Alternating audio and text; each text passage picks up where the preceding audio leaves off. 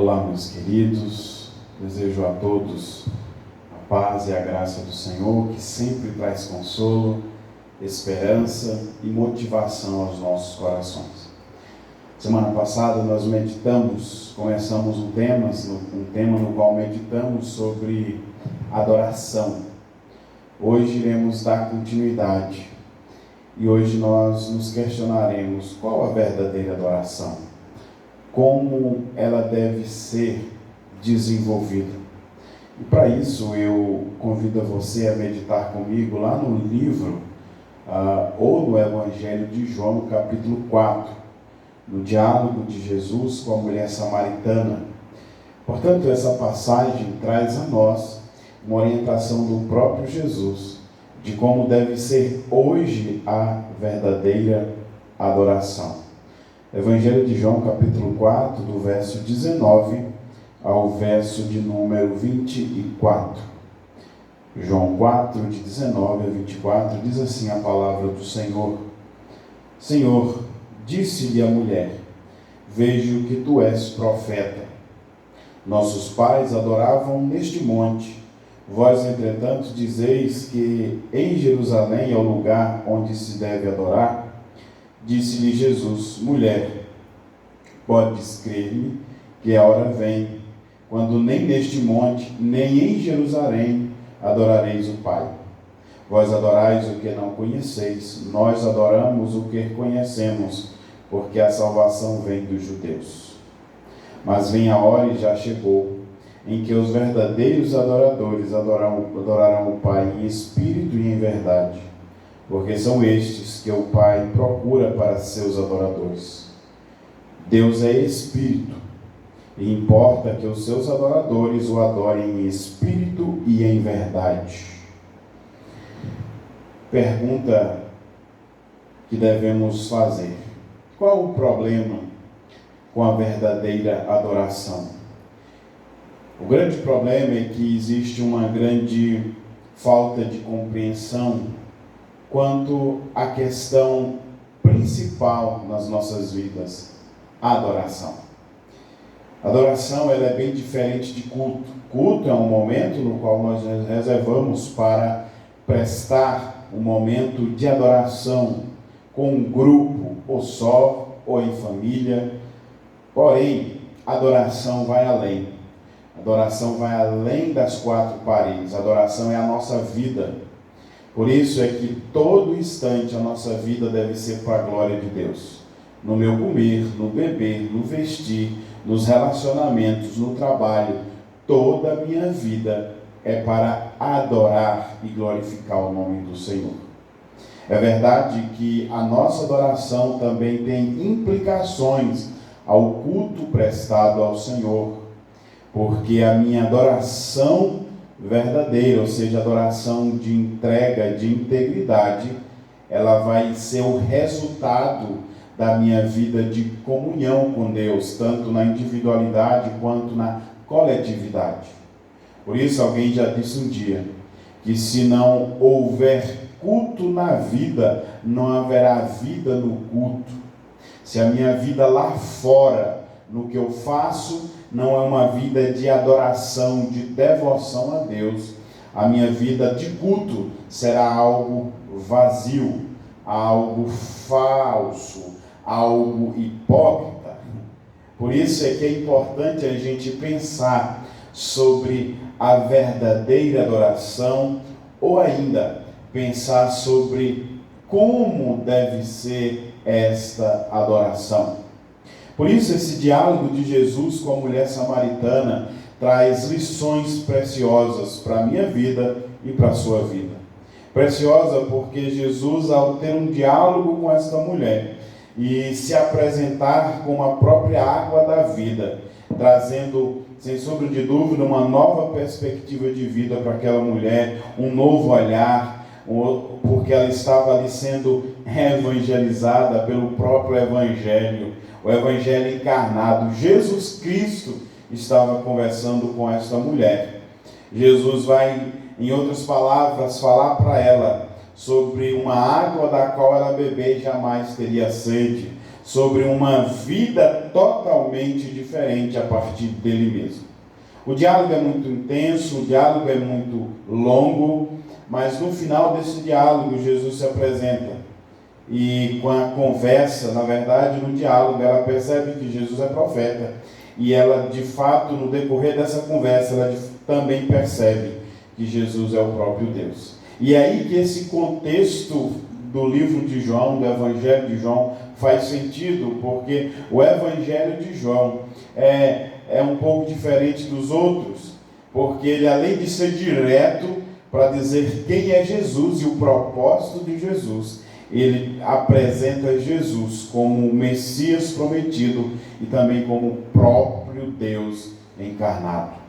Por isso, olhando para Jesus, olhando para as nossas vidas e olhando para o momento no qual nós vivemos na história, pensar sobre adoração é algo urgente, é algo que não podemos pensar ou deixar para outro momento. E a primeira verdade que a gente aprende sobre a verdadeira adoração, ou simplesmente a adoração que Deus requer de nós, é que essa adoração não se limita a um local ou a rituais. A verdadeira adoração não se limita a um lugar ou a rituais. Perceba que no verso 19 ela diz que Jesus é profeta e ela questiona sobre o local da adoração no verso 20, e ela está se referindo ao Monte Gerizim e se referindo a Jerusalém. O Monte Gerizim era exatamente o local onde os samaritanos que não se davam com os judeus prestavam culto a Deus. E Jerusalém era o local onde o judeu, que, em especial aqueles que reconheciam Jesus como seu Senhor, ou também nem somente esses, mas lá o judeu prestava culto. E ela então pergunta a Jesus, onde é o local verdadeiro? Se os nossos pais dizem que é naquele monte, e se outros dizem que é em Jerusalém, qual o local?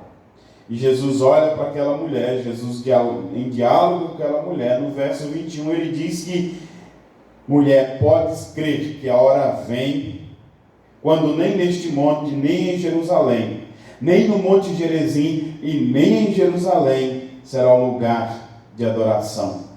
E aí no verso 20 ele diz que adorais o que não conheceis. Nós adoramos o que conhecemos, porque a salvação vem dos judeus. Ele está falando dele mesmo, e aí ele diz que a oração não simplesmente virá, ou esse dia de adoração virá, mas ele diz que já chegou. E o verso 23 diz, mas vem a hora e já chegou em que os verdadeiros adoradores adorarão o Pai em espírito e em verdade, porque são esses que o Pai procura para seus adoradores. Em resumo, o que Jesus diz para aquela mulher é: eu sou o meio pelo qual Deus quer ser adorado. Eu, Jesus, sou o mediador entre Deus e os homens. Eu sou aquele que era prometido que viria. Eu estou aqui. Não somente virá o dia, mas já chegou a hora em que os homens adorarão o Pai, não pelos rituais, não pelo um local, mas eu mesmo sou o meio pelo qual os homens devem adorar a Deus. E eu queria lembrar você que, embora é propósito de Deus o seu povo se reunir em um templo para adorar, e é até ao mesmo tempo incentivado, motivado e exortado pela palavra de Deus, que devemos ter um local e devemos não ser negligente em cultuar a Deus em comunidade. Mas eu queria lembrar você que quando nós aceitamos Jesus como nosso único e suficiente Salvador, onde nós estivermos, podemos ali adorar a Deus. Podemos adorar a Deus na nossa mente, de culto diário, mas podemos adorar a Deus no nosso trabalho, com o nosso pensar, com o nosso agir, com o nosso refletir sobre a vida. Em onde estivermos, a adoração não será limitada, porque Deus estará presente, Ele é onisciente, onipresente, E Jesus, o nosso mediador, levará ao Pai a nossa adoração, por meio da leitura, da palavra, por meio da oração e por meio da nossa própria vida de entrega. Deus aceitará a adoração por causa de Jesus. Lembre-se, você pode ser impedido ou impossibilitado de adorar como comunidade ou com a comunidade, mas você pode adorar a Deus onde você estiver. Então, que Jesus seja a motivação da sua adoração, que Jesus não seja só o mediador, porque Ele é o nosso mediador, o único, mas que ao olhar para Jesus, para o que Ele fez e faz e fará sempre, por amor a nós, olhe para esse amor e renda-se a Ele e adore ao Senhor com toda a sua vida, de todo o seu coração.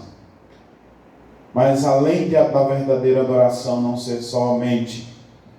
não ser possibilitada por rituais e por um local específico, porque é Jesus, o mediador, o que nos conduz à verdadeira adoração. A Bíblia também nos diz que vem a hora e já chegou, em que os verdadeiros adoradores adorarão o Pai em espírito e em verdade. E no verso 24 ele reforça: Deus é espírito e importa que os seus adoradores o adorem em espírito e em verdade. Cristo, ele é não somente o mediador, mas ele foi aquele que morreu para nos possibilitar entender e conhecê-lo como mediador. E por fim, segunda verdade, no verso 23 e 24, é que a nossa adoração deve ser baseada, alicerçada em espírito e em verdade. Essa expressão aponta para uma época em que Jesus era prometido que viria, mas também é a concretização de que ele já veio, porque hoje nós adoramos ao Pai não por sacrifícios de animais, não por causa de um tabernáculo, por causa de um templo, mas porque ele já veio, morreu, ressuscitou no terceiro dia, e hoje, por meio da palavra do Senhor, que é a verdade, e por conta do seu Santo Espírito que nos conduz a essa verdade, nós somos possibilitados a apresentar uma verdadeira adoração e sermos guiados a uma verdadeira adoração ao Deus verdadeiro. Que nós possamos lembrar que não há um local específico, não são os rituais, mas Jesus é a base e o nosso mediador na adoração. Mas em segundo também, lembrar que somente baseado no Espírito e na verdade, como sendo o que nos guia a apresentar a Deus uma verdadeira adoração, é que então seremos conduzidos a esta verdadeira adoração. E esse Espírito e essa verdade, que tanto é a palavra de Deus como a terceira pessoa da Trindade, o Espírito Santo, uma das pessoas da Trindade, isso tudo nos faz perceber e jamais nos esquecer de que hoje Deus está presente na vida da sua igreja. O Espírito nos conduz à verdade e a verdade nos conduz ao Espírito, nos fazendo apresentar a Deus um culto verdadeiro, sem hipocrisia, um culto cheio de amor a Deus e ao próximo, uma vida de rendição a Deus, porque a verdade e o Espírito e a verdade nos limpa, nos purifica e nos transforma a vivermos em um só pensamento com Deus e com a comunidade que também segue a verdade e é um só Espírito.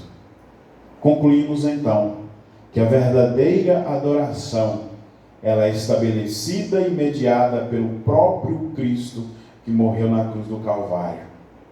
E que podemos aprender com tudo isso?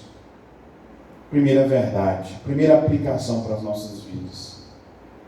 Busque ter uma vida de retidão em Cristo e por Cristo. Somente assim uma vida que é conduzida por Cristo, nos fará apresentar uma verdadeira adoração.